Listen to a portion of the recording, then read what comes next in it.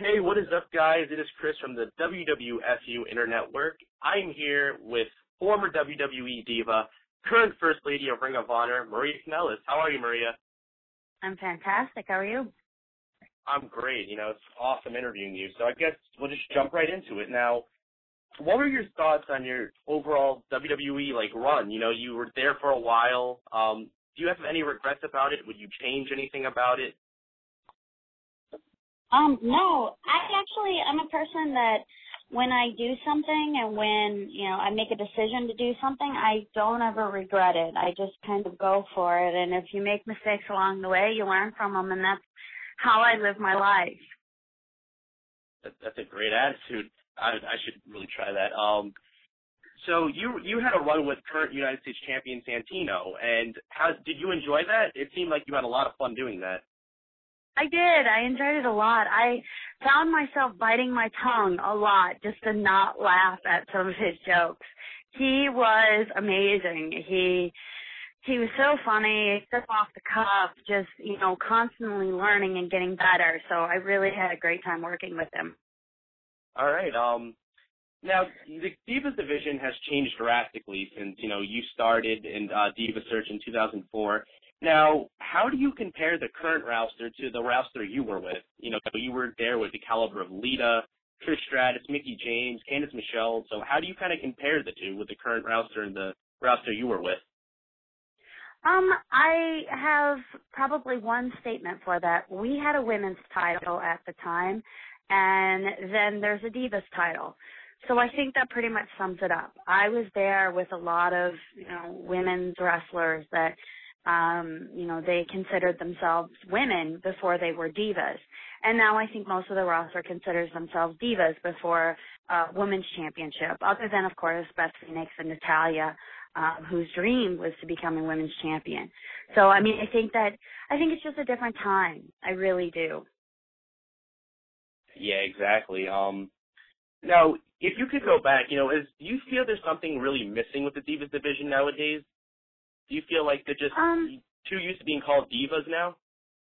I don't know. I think that a lot of it has to do with not having enough time on television. But at the same time, I look at some of the matches that I had with, where there was 3 to 6 minutes, and we still got in our signature stuff. And maybe that's what it's missing. Maybe they're missing those signature things that help you get behind someone. And I don't know. If I had the answers, I would be there. But instead, I'm not there, and I don't know what's going on with that whole division. And for me, I wish the girls had more time. I wish that they had more stories to go behind them. I'm excited for Maria Menounos to be going there because Maria's a good friend of mine. I work on AfterBuzzTV.com, which I do Monday Night Raw every single week, and I discuss, Raw and how it went. And so if you ever want my opinions about any of the matches and stuff, that's a good place to find them. But I think it's basically, you don't have a lot of signature things that you can get behind. Girls don't have enough time, and, a lot of the storylines have just kind of came and went with them. Yeah, exactly. Now, would you ever consider joining back with WWE? Is that a thought in your mind anytime soon, you think? I'm the First Lady of Ring of Honor. I love being that. I love what I'm doing over there. I get to be with my boyfriend every single weekend when we go do shows. I get to have an attitude, which I never was able to do in WWE, no matter how many times I asked for it. I'm in a different place in my life. I don't want to be called a diva anymore. I'm a lady. I'm a woman. I just turned 30 a couple months ago. I'm not a diva anymore. So for me to go back to 3 minutes when now, we got promos and we also have a match and, we get all this other attention, to go back to 3 minutes on television, that's just not for me. It's just, I had some great moments on WWE, And, you know, it was all because I got to work with the guys. I mean, think about it. And Ric Flair took a bump off of kissing me, or I worked with Carlito and we did all those great backstage promos, and we had segments with, I worked with Santino, and I got to work with John Cena, and like, if I had that back, sure, but I have a feeling I wouldn't get that. I have a feeling it'd be back to 3-minute segments, and I can't do that. Yeah, exactly. And I just wanted to let you know that as a Ring of Honor fan, and I know multiple Ring of Honor fans, we all really appreciate what they're trying to do with you. We all love it. We love the, you know, the development between you and Mike Bennett. It's absolutely awesome. It's something different, and we all really enjoy it. So I just wanted to let you know that. It's great. Thank you. Thank you very much. I appreciate that. No problem. So, you think for those reasons alone, you enjoy working, like you would prefer working with Ring of Honor over WWE? I look at it this way. I work with the guys that eventually will probably be on the grandest stage of them all, and that's WrestleMania. I get to work with them on their way up. I like the hunger. One of my favorite times when I worked for WWE is when I was working under Paul Heyman for Ohio Valley Wrestling. And that was because all those guys down there, they were still in the creative process. They were still in the developmental process. They were finding themselves. I love that part of wrestling. Above, you know, once they get there, it's like they don't necessarily, they don't have that opportunity to grow as much. And I like where I'm at with Ring of Honor because I'm watching the guys on the way up. Of course, you know. I really do appreciate when I see guys, you know, like Claudio Castagnoli, Chris Hero, Tyler Black. They're all in developmental now, and it really seems like they're going to get a huge push on the way. And it's great to see. I enjoy it, too, as a fan, just seeing these guys before they hit that, like, they hit WWE and then they just become instant superstars. I love watching that. I do, too, and I love the fan base because the fan base from Ring of Honor will go with these guys.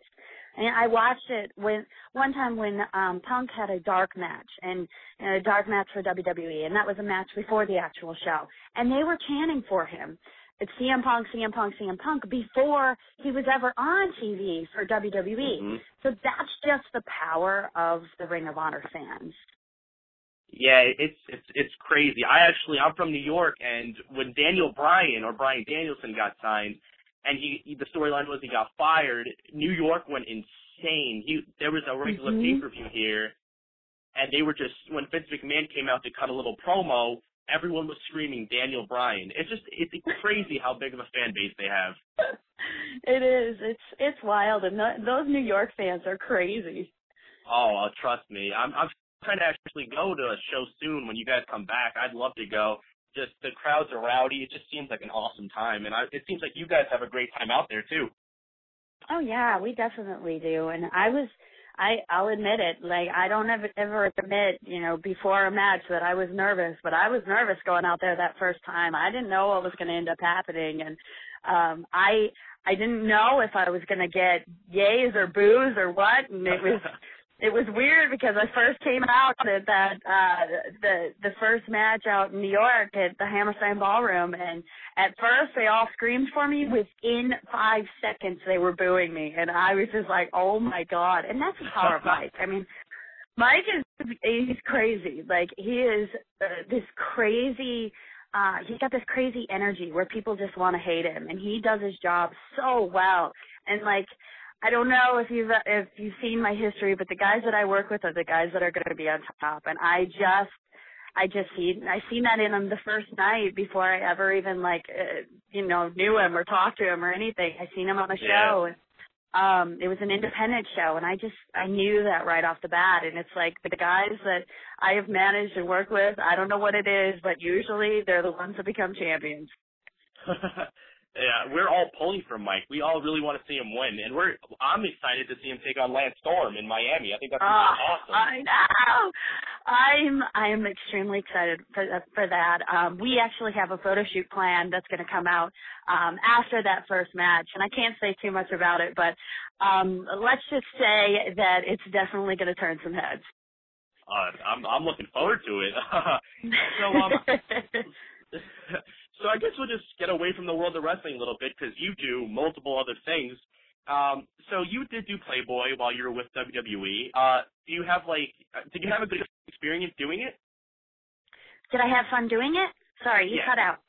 Yes, I really enjoyed it. It was like coming into my womanhood. You know, I went from being that small town girl to being in this for a while, and all of a sudden I felt like it was the right time to do it, and I really feel like it was a celebration of my womanhood, and I can't wait till someday when I'm 90 years old and I'll be like, wow, they were perky at that time. I don't know what happened.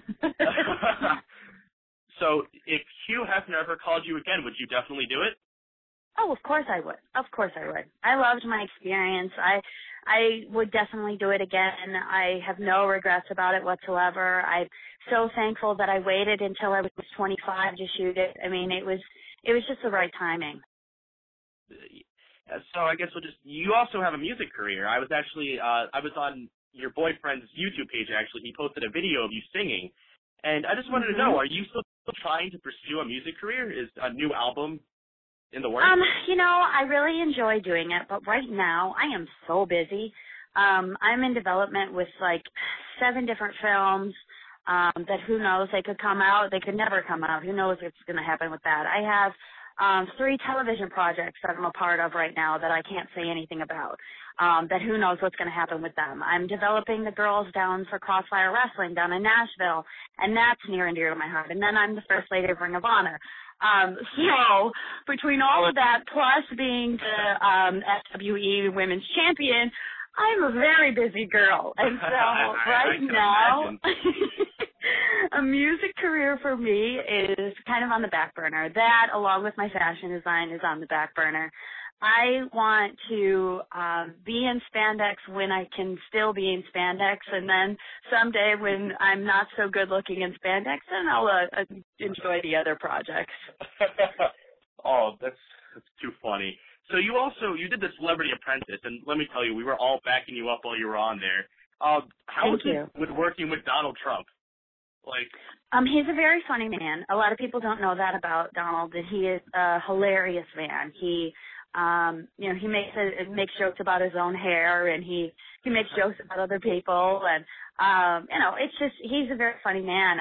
I worked really, really hard when I was on that show. I begged and pleaded to get on that show. I walked right up to Donald Trump when he came to Raw one week and asked him if I could be on the show. So it was, he's like, yeah, you want to be on my show, Celebrity Apprentice? And I was like, yes, I do. And so that's kind of where it all came from. But I never worked so hard as I did when I was on that show. Most people don't know. You're waking up at 4 o'clock in the morning for hair and makeup, and you're not making it to bed until 12 o'clock at night. And so you're working the whole day, and you're exhausted, and you just have to stay motivated that whole time, because if you screw up one little thing when you're there, that could be the make or break it between you making it into the next through the boardroom or not.